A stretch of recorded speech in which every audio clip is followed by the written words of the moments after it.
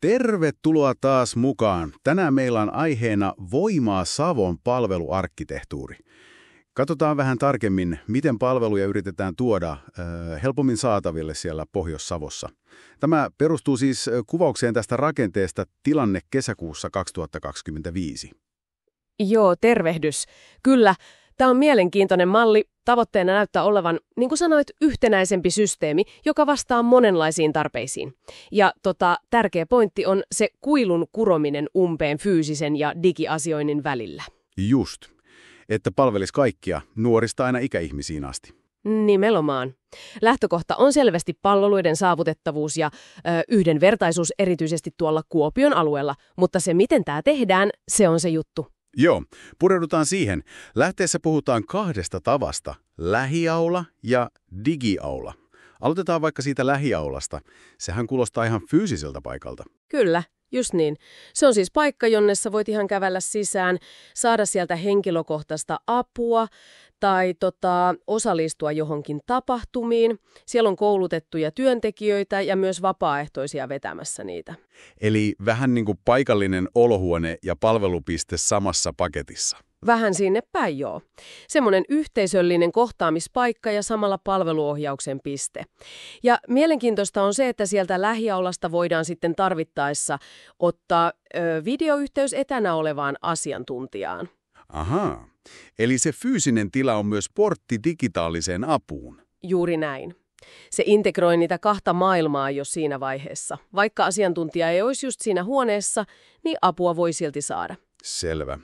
No entä sitten se toinen puoli, eli digiaula? Mitä se pitää sisällään? No se on sitten se digitaalinen vastinen. Sinne kirjaudutaan turvallisesti lähteessä, mainitaan pankkitunnukset esimerkkinä tunnistautumisesta ja sitten varsinaiseen palveluun tunnuksella ja salasanalla.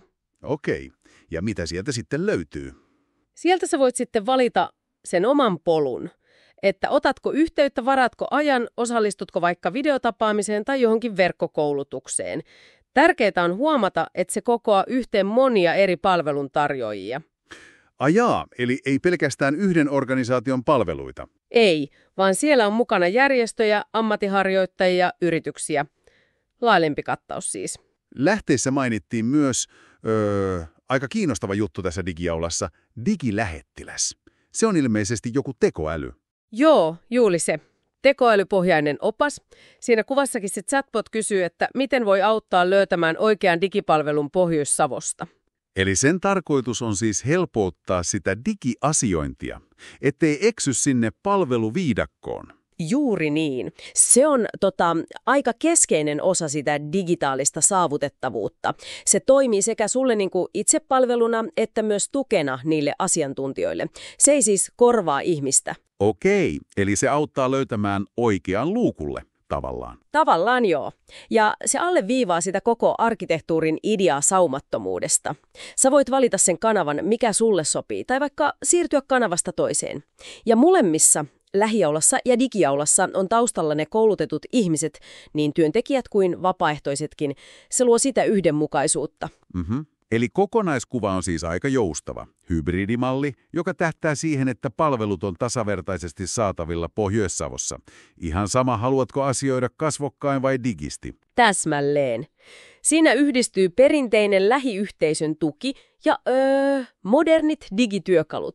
Ja aina taustalla osaava ihminen, joko suoraan tai välillisesti tekoälyn avustamana.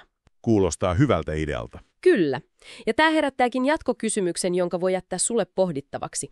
Miten tällainen fyysisen läsnäolon ja kehittyneiden digialustojen yhdistäminen ihmiskontaktia unohtamatta voisi muokata myös muita yhteisöllisiä palveluita tulevaisuudessa, myös sote-palvelujen ulkopuolella? Kas siinäpä mietittävää kerrakseen. Tämä oli meidän katsauksemme Voimaa Savon rakenteeseen tällä erää. Kiitos seurasta.